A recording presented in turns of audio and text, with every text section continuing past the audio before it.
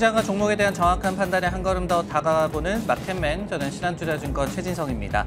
오늘 목요일인데요. 오늘도 시장과 종목과 관한 이야기 지금부터 풀어가 보도록 하겠습니다. 첫 번째 헤드라인부터 한번 확인해 보도록 하겠습니다. 빵 플러스에서만이라는 점점이다라는 그런 표현을 썼는데 시가총액이 5.2조 달러나 올해 증발을 했다라는 내용 다시 한번 좀 살펴보도록 하겠습니다. 올 한 해도 좀 모자라서 12월도 좀 기억하기 싫었던 달로 좀 생각이 될 것 같습니다. 왜냐하면 나스닥 지수가 12월 달에도 약간 10% 정도 하락을 하고 있어요. 그러면서 이게 역대 가장 최악의 12월 달의 나스닥의 성적이다라고 하는데 지난 2002년과 2018년도에 9%대 9% 후반대의 그런 하락률을 기록했던 바가 있었습니다. 이보다도 좋지 않은 연말을 좀 보내고 있는 나스닥 시장이다라고 볼 수가 있겠습니다. 당연히 이제 기술주, 빅테크 우리가 생각을 안 할 수가 없겠죠. 빅테크에 엔비디아라든지 AMD 등의 반도체주도 속해 있고요. 그리고 스노우플레이크라는 클라우드 기업도 속해 있는 빵 플러스 지수라는 것이 있습니다. 10개 종목을 추적하는 그런 지수인데요. 예상대로 가장 극심한 고통을 올해 또 겪고 있는 것으로 나타났습니다. 비스포크 인베스트먼트에서 집계를 좀 했는데요. 특히 이제 아마존이 메타 플랫폼스와 그리고 넷플릭스에 이어서 지난 2020년 3월 저점을 이제 하회하고 있다라는 그런 내용이 나왔습니다. 굉장히 암울하지만은 있었는데요, 없었습니다라는 지금 짤에서 볼 수가 있듯이 상승분을 모두 다 이제 반납을 해버렸다. 코로나19바 랠리가 모두 다 사라져버렸다라고 볼 수 있는 그런 대목이라고 볼 수가 있겠습니다.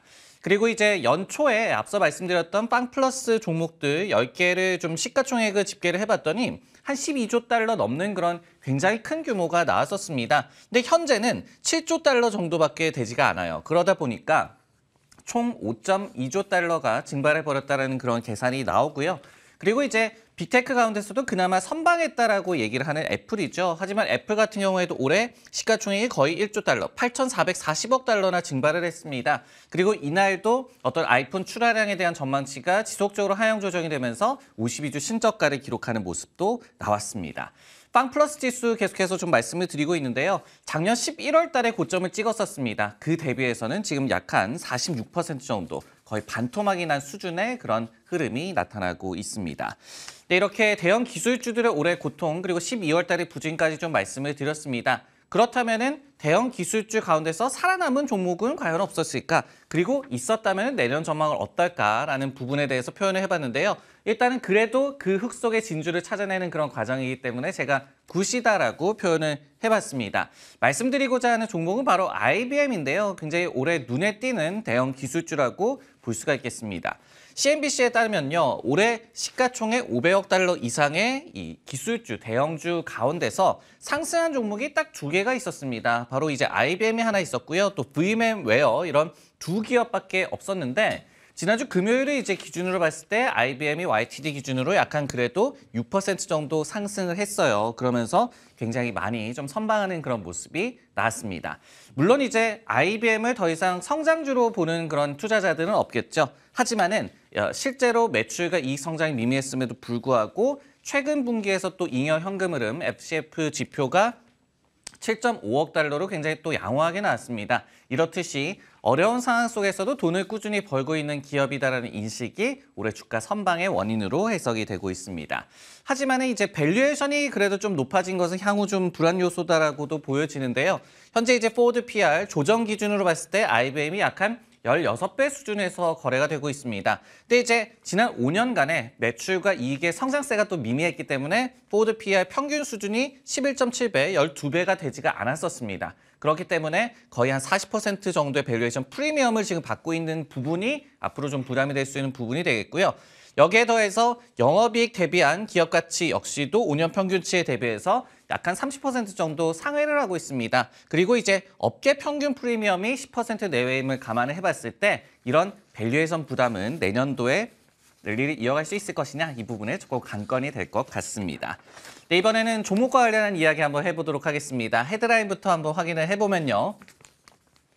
제네랄홀딩스가 모처럼 만에 매수콜이 나오면서 주가가 반등을 했더라라는 이야기 지금부터 자세하게 살펴가 보도록 하겠습니다.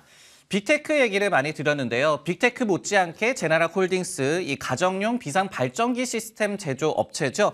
이 기업도 올해 많은 좀 고통을 받았는데요. 주가가 약한 70%대 하락률을 기록하면서 S&P 500 지수 구성하는 종목 가운데서 하루 전까지 좀 집계를 해봤을 때는 매치 그룹을 제치고 최악의 올해 주가 흐름을 기록을 했습니다. 하지만은 이날 간만에 좀 매수콜이 나오면서 주가가 비교적 큰 폭으로 좀 반등을 했는데요.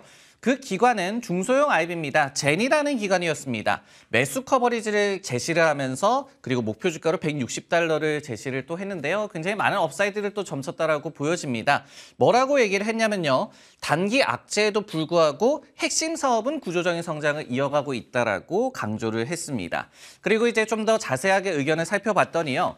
지난 2019년 이후에 13개 기업을 인수하면서 9억 달러 이상을 제너럴홀딩스가 지출을 했습니다. 근데 이런 투자를 바탕으로 해서 이제는 시장에 좀 완벽한 제품 포트폴리오를 선보일 시점이 됐다라고 얘기를 했습니다. 여기에는 뭐 배터리도 있겠고요. 또 스마트홈 관련 기기 등도 있을 텐데 이런 부분들이 앞으로의 성장을 좀 이끌 것으로 내다봤고요. 이 기간에서는 또 섹터 평균 대비해서 지금 저평가돼 있다. 여기에 또 클린 에너지 사업을 확장할 여지가 있다라고 분석을 하면서 이날 주가 상승세를 견인을 했습니다. 네, 제너럴홀딩스도 한때 좀 시장에서 핫했던 종목이었습니다. 그런데 이렇게 흥망성쇠를 겪었던 이유를 한번 복기해 볼 필요도 있을 것 같고요. 시장의 전반적인 분위기는 또 어떤가 판단을 한번 내려보도록 하겠습니다. 저는 아직까지는 좀 배드라고 표현을 드렸는데요. 지금부터 좀 설명을 해드리도록 하겠습니다. 제네락도 사실은 코로나19의 수혜주였죠. 쭉 랠리를 보이다가 작년 10월 말 정도에는 주가가 500달러를 상회하는 그런 구간도 있었습니다. 하지만은 현재는 5분의 1 토막 이상 나면서 80% 이상 하락하는 모습이 나타나고 있는데요. 왜 그렇게 랠리가 있었냐를 좀 복기를 해본다면은 결국은 집에 사람들이 자주 있었죠. 그리고 미국에서 정전이 좀 많아졌습니다. 이런 부분들이 제네락의 실적 성장세를 그때는 이끌었다라고 보여지는데 실제로 이제 미국 에너지정보청의 자료에 따르면요. 지난 2020년도에 미국 소비자들이 평균 8시간이 넘는 전기 공급 차질을 연평균으로 이제 겪었습니다. 근데 이것이 지난 2013년 통계를 집계한 이래 최대 수준이었고요. 그리고 그 전까지 최고 기록이 2017년도였는데 그때 대비해서도 약 한 20분 정도 늘어난 그런 모습이 나왔기 때문에 정전이 많아진 만큼 이 발전기에 대한 수요도 높아졌다라고 생각이 듭니다. 하지만은 이렇게 재택이 좀 이제는 좀 사그러지고 재택 수요가 좀 많이 사그러지고 그리고 또 이 기업에 대해서 불확실한 성장 경로에 대해서 지적하는 의견들이 많아지면서 주가가 지금까지 좀 급락을 한 것인데요. 이날 굉장히 드문 매수콜이 나오기는 했지만은 아직까지 분위기는 전반적으로 굉장히 좀 부정적인 것 같습니다. 지난달 말만 하더라도 아거스라든지 제프리스 등의 투자 의견에 하향 조정 소식이 나오기도 했고요. 그러면서 공급 차질을 얘기를 했고요. 그리고 업계 경쟁에 또 심화가 되고 있다. 이 기업이 시장 점유율이 한 75% 정도 되는 것으로 지금 추정이 되고 있는데 업계에서 결국은 경쟁이 올라오고 있다는 그런 의견들이 많이 나왔습니다. 여기에 더해서 베어드라는 기관에서도요. 최근에 이 기업에 대해서 중립으로 투자 의견을 하향 조정을 했는데요. 결국은 회복 경로가 불확실하다라고 다시 한번 또 강조를 하기도 했습니다. 앞서서 언급을 드렸듯이 그간 투자해 놓은 것을 이제는 좀 회수할 단계 그리고 신성장의 동력에 대한 또 시장의 신뢰를 또 회복을 해야지 이 기업도 주가가 흐름이 회복될 것으로 예상이 되고 있습니다. 네, 마켓맨 오늘 준비한 내용은 여기까지고요. 저는 다음 주에 다시 돌아오도록 하겠습니다.